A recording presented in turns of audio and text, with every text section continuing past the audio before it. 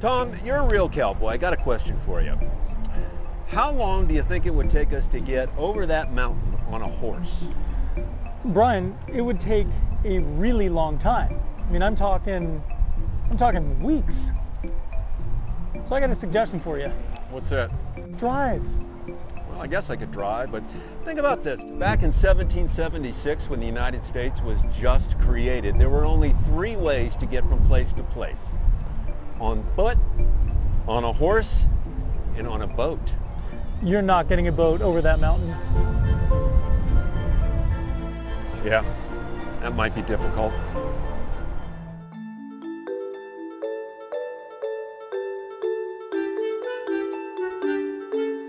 Changes in the way we travel had a big impact on the American map.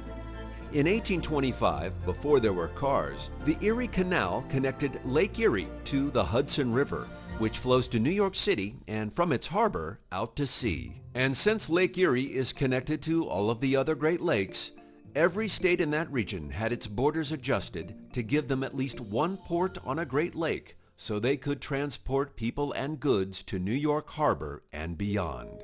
But eventually, rivers and lakes became less important for transportation because of another big change: railroads. You can see that innovation on the map too. Start at the East Coast and look west.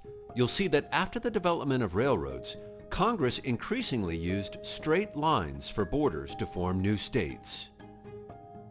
Brian, I have a question for you. Yeah, Tom. When a river that is a state's border changes its course, does the state's border change its course? I'm going to have to say no, because rivers are changing course all the time, and that would mean state borders would be changing constantly. Huh. You're smarter than that horse, Brian. You know that? Well, what's that supposed to mean? Nothing. If a river is a state border and the river changes course, the border doesn't change. It remains where the river used to be. That's why, due to a shift in the Missouri River, part of Iowa looks like it should be in Omaha, Nebraska. And because of a shift in the Mississippi River, parts of Tennessee look like they should be in Arkansas.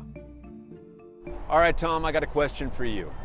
How come the Rocky Mountains, which are so much taller than the Appalachian Mountains back east, they only serve as a border for parts of Idaho and Montana? Well, we've established that boats don't float uphill, and trains don't climb that high, and there weren't any airplanes, so there's only one thing they could use. What's that? Flying dragons. Flying dragons? Yeah, Really? absolutely. Really? Yes. Big Really? ones. Wow. The real answer is another innovation: nitroglycerin. It can explode like a bomb and was used in the 1860s to blast through the Rocky Mountains in order to build railroads that could cross the entire country. Of course, the United States isn't just these 48 states. There's also Alaska and Hawaii. And the United States controls the territories of Puerto Rico, the Virgin Islands, and way out in the Pacific Ocean, Guam, Samoa, and the U.S. Marianas.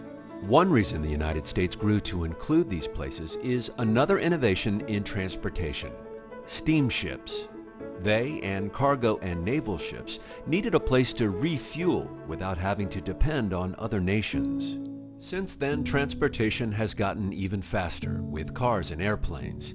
These newest developments have created a question: are state lines as important as they used to be? And that question has created a lot of debate. For example, when a disease is spreading so far and so fast, who should decide what action to take? The federal government or each of the states? The answer to that question can tell us a lot about what shape we're in as United States. Tom, a flying dragon seems outrageous, but you got to admit one of them could exist. Maybe one of them is around here. Brian, I think you've been in the sun a little too long. Yeah, you're probably right.